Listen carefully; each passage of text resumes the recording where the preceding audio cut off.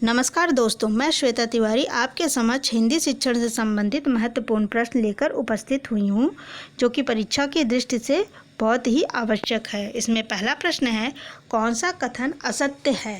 प्रश्नों का क्रम तर्क संगत होना चाहिए। दूसरा, प्रश्नों की रचना बालक के व्यवहारिक भाषा के अनुसार की जाती है। तीसरा, प्रश्नों का उद्देश्यों के साथ संबंध नहीं होता है। चौथा, सभी कथन सत्य है। तो इसका सही उत्तर है, प्रश्नों का उद्देश्यों के साथ संबंध नहीं होता है, क्योंकि गलत पूछा है इसलिए यही सही है। दूसरा प्रश्न है, बेसिक शिक्षा प्रणाली की विशेषता कौन सी नहीं है? पहला, मातृभाषा के माध्यम से ही शिक्षा दी जाती है। दूसरा, यह हस्त कौशल केंद्रित शिक्षा है। तीसरा, 6 से 14 वर्ष तक निःशुल्क अनिवार्य शिक्षा दी जाए। चौथा, यह सभी। तो इसका सही उत्तर है 6 से 14 वर्ष तक निःशुल्क अनिवार्य शिक्षा दी जाए। ये गलत है। तीसरा प्रश्न है, शुद्ध एवं स्पष्ट बोलने की योग्यता मिलती है। पहला, विषय वस्तु को विश्लेषण करने से। दूसरा, उच्चारण संशोधन द्वारा। तीसरा, वाचन द्वारा। चौथा, कोई भी नहीं। तो इसका सही उत्तर है वाचन द्वारा। चौथा प्रश्न है, रचनात्मक लेखन की कौन सी विधा से सर्वाधिक अर्थ ग्रहण होता है?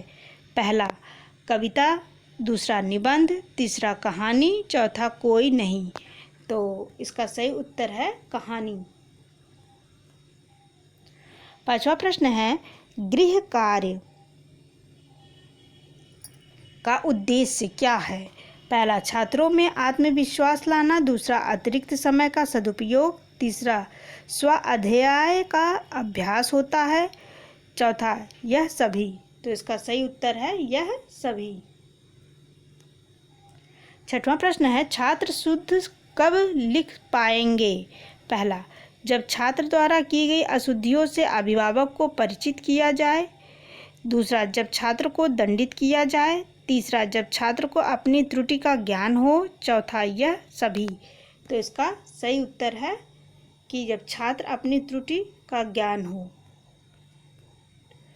सातवां प्रश्न है, कौन सी पद्धति में बालक स्वयं अपना सुधार करता है? पहला, पेस्टोलॉजी विधि। दूसरा, अनुकरण विधि। तीसरा, जैकोटॉक विधि। चौथा, यह सभी। तो इसका सही उत्तर है जैकोटॉक विधि। आठवां प्रश्न है, गद्य शिक्षण की विधि है। पहला, रंगमंच विधि। दूसरा, अर्थबोध विधि। तीसरा, खंडकाव्य विधि। चौथा, सुकराती विधि। तो इसका सही उत्तर है अर्थबोध विधि। नौवां प्रश्न है, पाठ योजना बनाने के पीछे शिक्षक का महत्वपूर्ण उद्देश्य क्या होता है? पहला, छात्रों में अनुशासन बनाए रख सके। दूसरा, छात्रों को व्यस्त रखना। तीसरा, शिक्षण को प्रभावी बनाना। चौथा, यह सभी। तो इसका सही उत्तर है शिक्षण को प्रभावी बनाना। 10वां प्रश्न है, कविता पाठ से छात्रों में कौन सी अभिव्यक्ति का विकास होता है? पहला, लिखित अभिव्यक्ति। दूसरा, श्रवण अभिव्यक्ति। तीसरा, मौखिक अभिव्यक्ति। चौथा, यह सभी। तो इसका सही उत्तर होगा मौखिक अभिव्यक्ति। 11वां प्रश्न है, चित्रों पर प्रश्न करके रचना का शिक्षण ज्ञान कौन सी विधि में दिया जाता है? पहला, देखो और कहो विधि। दूसरा, चित्र रचना विधि। तीसरा, कहानी विधि। चौथा, कोई भी नहीं। तो इसका सही उत्तर है चित्र रचना विधि। चित्र से संबंधित है तो चित्र रचना सही होगा। 12वां प्रश्न, शैक्षिक निदान की कौन सी विधि नहीं है? नहीं पूछा है। साक्षात्कार विधि। दूसरा, संचयी अभिलेख विधि। तीसरा, निरीक्षण विधि। चौथा, देखो और कहो विधि। तो इसका सही उत्तर होगा देखो और कहो विधि।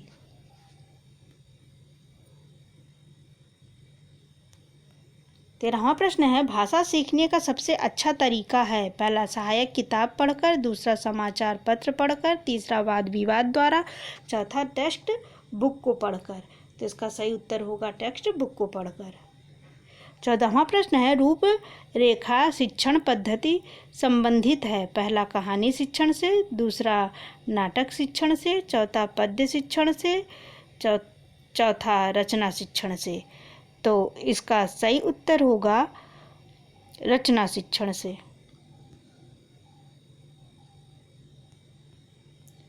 15वां प्रश्न है श्रोता के मनोभावों को सर्वाधिक प्रभावित करने वाली साहित्य की विधा है। पहला पद्य शिक्षण, दूसरा नाटक शिक्षण, तीसरा कहानी शिक्षण, चौथा गद्य शिक्षण। तो इसका सही उत्तर होगा पद्य शिक्षण।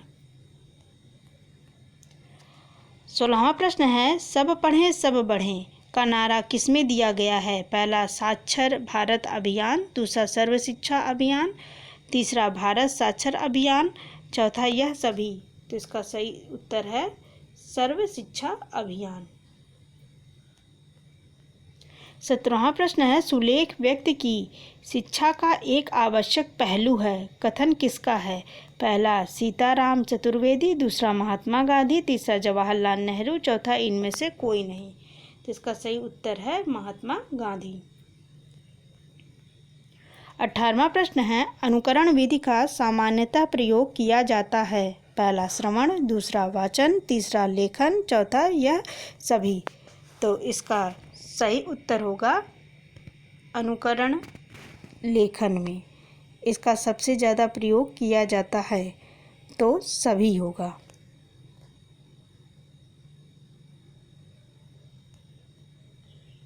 19वां प्रश्न है कौन सा कथन असत्य है। रूपरेखा लेखन विधि में अक्षरों की आकृति बनाना सीखते हैं। दूसरा अनुकरण विधि द्वारा नवीन रचनाएं करना सीखता है। तीसरा स्वतंत्र लेखन विधि प्राथमिक तथा उच्च प्राथमिक स्तर के लिए उपयोगी है। चौथा इनमें से कोई नहीं।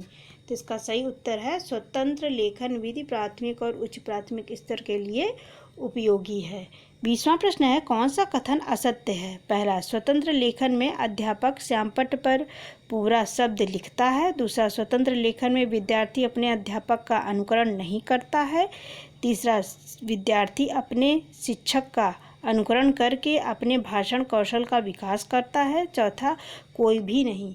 तो इसका नहीं पूछा है तो इसका सही उत्तर है स्वतंत्र लेखन में विद्यार्थी अपने अध्यापक का अनुकरण नहीं करता है। यही गलत है तो वही सही है। 21वां प्रश्न है कौन सा कथन असत्य है। पहला अध्यापक उच्चारण अनुकरण में बोल बोलकर शब्दों का उच्चारण विद्यार्थियों को सिखाता है। दूसरा छात्र उच्चारण अनुकरण से शब्द बोलना सीखता है। तीसरा रचना अनुकरण के अभ्यास के लिए कहानी लेखन लिखने हेतु दिया जाता है। चौथा इनमें से कोई नहीं। तो इसका सही उत्तर होगा रचना अनुकरण में के अभ्यास के लिए कहानी लेखन लिखने हेतु दिया जाता है। वही गलत है। कौन सा कथन सत्य है, सत्य बताना है। पहला मारिया मॉन्टेसरी इटली की रहने वाली थी। दूसरा मारिया मॉन्टेसरी 2.5 वर्ष से 6 वर्ष तक के बच्चों के लिए प्रयोग में लाई जाती है। पद्धति जो होती है मारिया मॉन्टेसरी पद्धति 2.5 वर्ष से 6 वर्ष तक के बच्चों के लिए प्रयोग में लाई जाती है। तीसरा मारिया के अनुसार शिक्षा का गौण उद्देश्य का बालक का सर्वांगीण विकास होना चाहिए। चौथा यह सभी। तो इसका सही उत्तर होगा सत्य पूछा है तो ये मारिया के अनुसार शिक्षा का गौण उद्देश्य का बालक का सर्वांगीण विकास होना चाहिए, यही सही है। 23वां प्रश्न है हस्तलिपि का खराब होना अधूरी पढ़ाई की निशानी है। यह कथन किसका है। पहला सीताराम चतुर्वेदी, दूसरा महात्मा गांधी, तीसरा जवाहरलाल नेहरू, चौथा मारिया मॉन्टेसरी। तो इसका सही उत्तर है महात्मा गांधी। 24वां प्रश्न है कौन सा कथन सत्य है। पहला मारिया मॉन्टेसरी ने मॉन्टेसरी विधि का विकास रूस विश्वविद्यालय में मंदबुद्धि बालकों की चिकित्सा हेतु उनकी शिक्षा हेतु किया गया। दूसरा अनुकरण विधि करके सीखने पर बल देती है। तीसरा बुनियादी शिक्षा में अनुकरण विधि का उपयोग किया जाता है। चौथा यह सभी। तो इसका सही उत्तर है यह सभी। आज के लिए अंतिम प्रश्न है 25वां संपूर्ण शैक्षिक सत्र की समाप्ति पर कौन सा सतत मूल्यांकन किया जाता है। पहला निदानात्मक मूल्यांकन, दूसरा रचनात्मक मूल्यांकन, तीसरा संकलनात्मक मूल्यांकन, चौथा इनमें से कोई नहीं। तो इसका सही उत्तर है संकलनात्मक मूल्यांकन। इस प्रकार दोस्तों मैंने कुछ शिक्षण संबंधी महत्वपूर्ण प्रश्न लेकर आने का पूरा प्रयास की हूँ, जो कि आपकी परीक्षा में बार बार पूछे जाते हैं।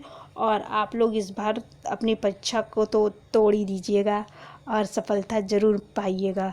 और वीडियो को ज़्यादा से ज़्यादा देखिए और शेयर कीजिए। अगर पसंद आए मेरी मेहनत तो लाइक भी कर दीजिएगा और मेरे चैनल को सब्सक्राइब कर लीजिएगा। बहुत बहुत